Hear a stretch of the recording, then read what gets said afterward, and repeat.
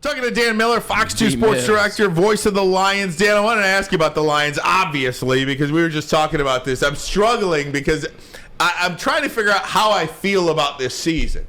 Because I do feel like they're improving like crazy. I really do. I feel like they're a team on the incline. But at the same time, I look at this season, I feel like at worst they should be 6-5.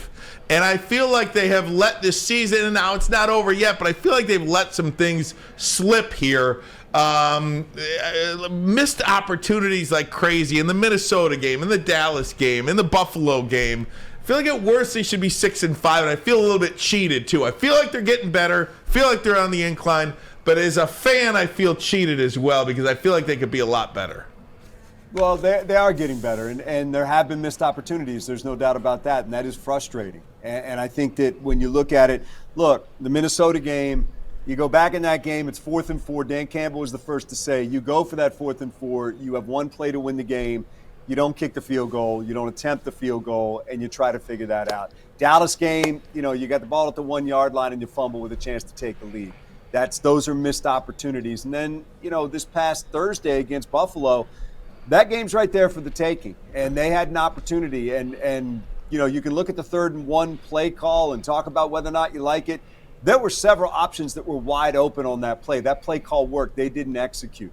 And there were other plays before that. You had a missed field goal. You had a bad roughing the passer penalty. You had a turnover on a fumble, things you can't do against a Super Bowl caliber team. So, look, there's no doubt you can look at a record sitting there at 4-7 and say it should be better. But you are what your record says you are ultimately, and this is still a team that's figuring out how to win those games. I think the next 6 games dictate to us a lot about how far this rebuild has come. You've got an opportunity to still get something done here. I don't know, how realistic it is that you're going to go on a run and go 5-1, 6-0. But you don't know until you play Jacksonville on Sunday. So, yeah, I think they're getting better. But I do think in this league the margins are razor thin, in particular when you're taking on a team like the Bills or some of the others that, what's Minnesota, 9-2 or whatever their record is. Yeah, 9-2. You know what?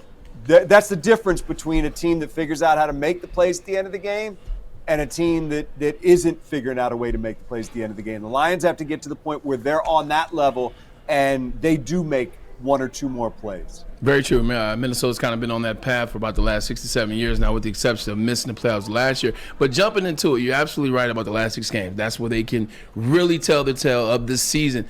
But last game, those mistakes, those in-game errors, how much of that was Dan Campbell? How much of that was the team? Because that's where I'm at right now with Dan Campbell. Is he the guy getting better? Or are these the players? Or is just, put it together, it's on all of them?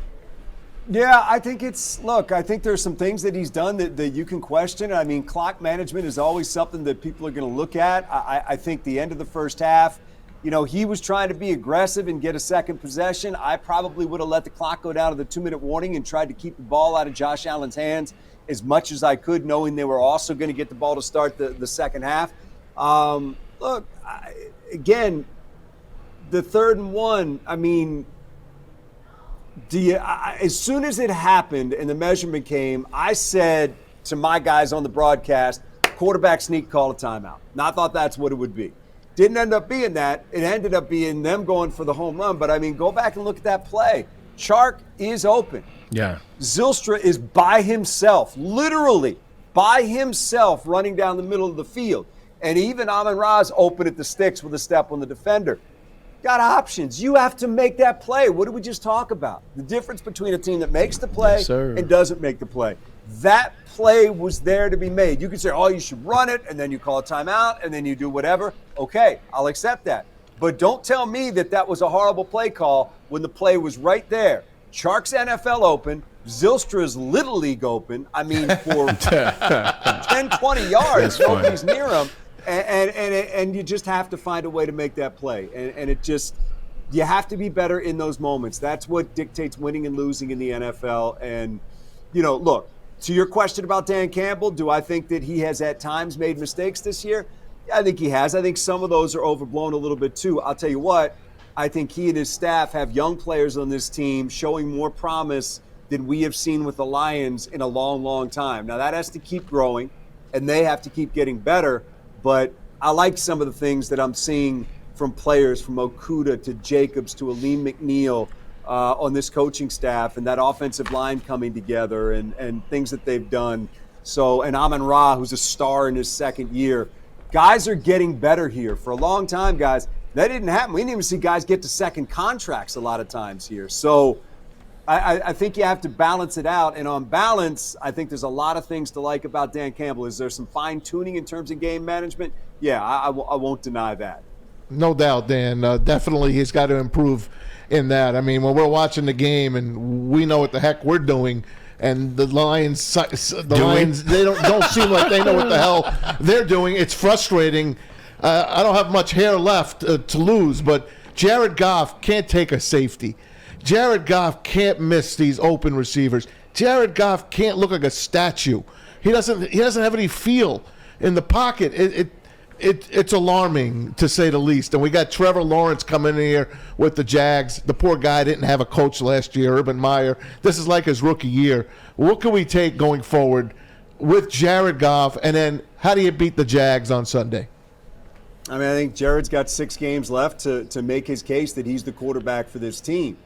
But, bottom line is, if you think he's not the guy, you got to tell me who you're bringing in. Because I'm not seeing much in terms of these college quarterbacks that I'm going to feel real confident drafting one of these guys at the top of the draft to bring in. Maybe Bryce Young, but not the biggest guy in the world. You watch him throw from behind the line of scrimmage. Those passing lanes look awful small with him back there. He's Kyler Murray-esque.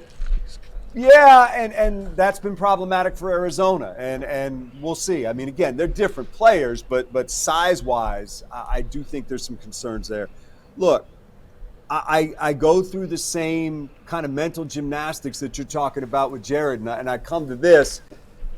They're scoring points, man. This team puts up points, but I do think there are times where they got to be better at the end of games, and there are moments where you're asked to rise to the occasion, and you have to be able to do that. Now, look, he's done that before. He's won playoff games. He's been to a Super Bowl. He's done things here that we've only dreamed about. So I do think he deserves some respect there. But I think the next 6 games, like I said to Braylon, are really important to this team. I think they're really important to Jared Goff, too, to make his case to send this team into the offseason either understanding what he presents to them as a starting quarterback or the questions that he presents to them as a starting quarterback. And let me say this. The best thing in the world that happens to this organization, guys, and I'm not sure if it does, is that Jared's the guy. Because then all those other assets go to fix other holes. Absolutely. But you gotta make sure, and man, if you come out of this year still not knowing, that's troubling.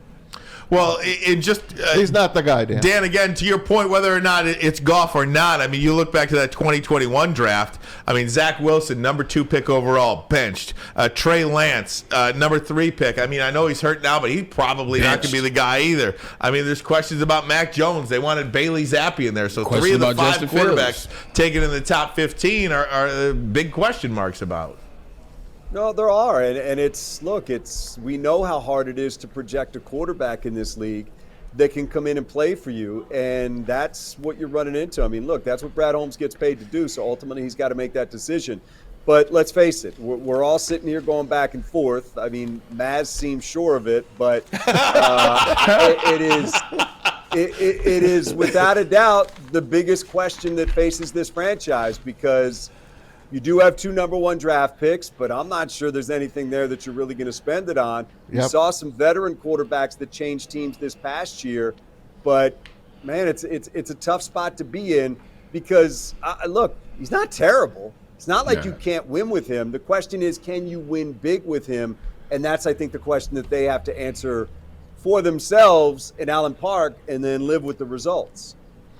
The great Dan Miller, everybody. Dan, thanks for doing this. Halftime, second half just underway, USA. So go back to watching that. And I know you'll be watching Michigan on Saturday night, 7:30, Fox 2. You got it, man. Looking forward to it. We got a pregame show the night before, Friday night at 6:30. So we will be here for that. And you guys are going to be a part of that as well. So we look forward to that as well. It's going to be a big weekend, guys.